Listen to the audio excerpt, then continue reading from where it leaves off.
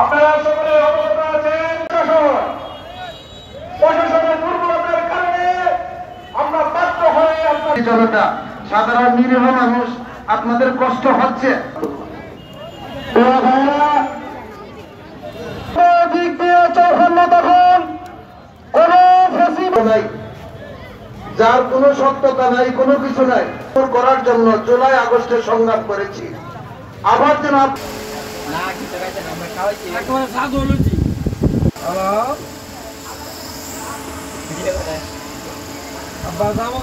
শান্তির ব্যবস্থা করে দেন, মুক্তির ব্যবস্থা করে দেন।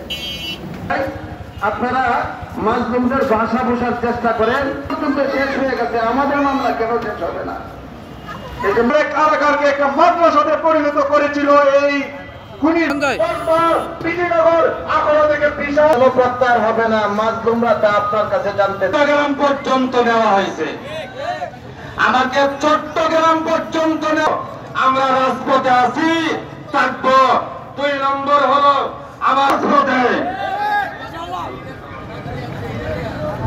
কর্মসূচি চলতেই থাকবে যতক্ষণ পর্যন্ত আমাদের মামলাগুলি প্রত্যাহারের আশ্বাস না দেবে, ততক্ষণ পর্যন্ত আমাদের শান্তিপূর্ণ অবস্থান চলতেই থাকবে।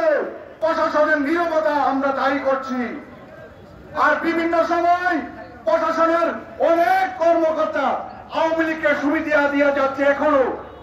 এখনো যারা প্রশাসনের মধ্যে আওয়ামী লীগের দালাল রয়েছেন, আপনারা অতি সত্ত্বেই আওয়ামী লীগের দালালি করবেন না। যদি আমরা দেখতে পাই আলেম সমাজ শক্ত হাতে আমরা এটা প্রতিবাদ করব। শেষ কথা বলছি, আলেম ওলামাদের মামলা হয়রানি, পাসপোর্ট করতে গেলে বাধা দেওয়া হয়, পাসপোর্ট অফিস ঘেরা হবে, পাসপোর্ট অফিস ঘেরা হবে। আজকের পরে বলে দিলাম, পুলিশ ক্লিয়ারেন্সের জন্য বিদেশ চাইতে পারে না আমাদের মামলা ভাইয়েরা। রাষ্ট্রপ্রধান মুরিদের নির্দেশ, আজকে আমাদেরকে মামলার ফয়সালা রাজপথেই দিতে হবে। বার্তা নিয়ে বাড়িতে ফিরব যতক্ষণ পর্যন্ত সরকার এবং প্রশাসনের পক্ষ থেকে পরিষ্কার স্পষ্ট বার্তা আমাদেরকে দেওয়া হবে না, ততক্ষণ পর্যন্ত রাজপথে আমাদের অবস্থান চলতেই থাকবে। অতএব সুস্পষ্ট বক্তব্য হলো, আগামী 1 সপ্তাহের ভেতরে আমরা মামলা প্রত্যাহার চাই এবং আজকে এই মুহূর্তে এখানেই আমরা স্পষ্ট একটি সুনির্দিষ্ট তারিখ চাই, সুনির্দিষ্ট সময় চাই। জেলা প্রশাসক আমাদেরকে সময় দিতে হবেই, আর না হয় কোনোভাবেই আমরা এখান থেকে সরে যাব না, সরে দাঁড়াবো না। যদি আমাদেরকে বাধ্য করা হয় তাহলে আজকে শুধুমাত্র আমরা আমাদের মুরব্বীদের নির্দেশে শুধুমাত্র ওলামায়ে কেরাম এখানে সমবেত হয়েছি। আমাদেরকে আসামি করে ব্রাহ্মণবাড়িয়ার নিরীহ আলেম ওলামা ও তৌহিদি জনতাকে কারারুদ্ধ করেছে। শত শত আলেম ওলামাদেরকে গ্রেফতার করে মাসের পর মাস, বছরের পর বছর কারা নির্যাতনের মাধ্যমে নির্যাতন নিপীড়ন চালিয়েছে।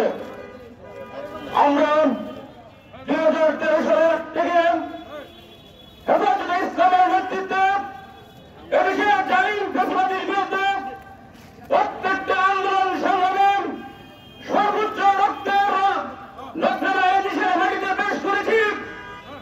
সর্বশেষ জুলাই আগস্টের এই ফ্যাসিবাদী ফ্যাসিবাদের বিরুদ্ধে বিপ্লবে আমাদের এই ওলামায়ে কেরাম সর্বোচ্চ রক্তের নজরা পেশ করে এই দেশকে বৈষম্যহীন করার জন্য, বৈষম্যহীন বাংলাদেশ গড়ার জন্য স্বাধীনতা অর্জন করেছে। জোরালো আপত্তি হয়েছে, আমাদের ফাইনাল রিপোর্ট যে মামলাগুলো হয়েছে অনতিবিলম্বে সেই মামলাগুলো দেখে আমাদের অব্যাহতি দিতে হবে। নাম্বার দেরি হচ্ছে,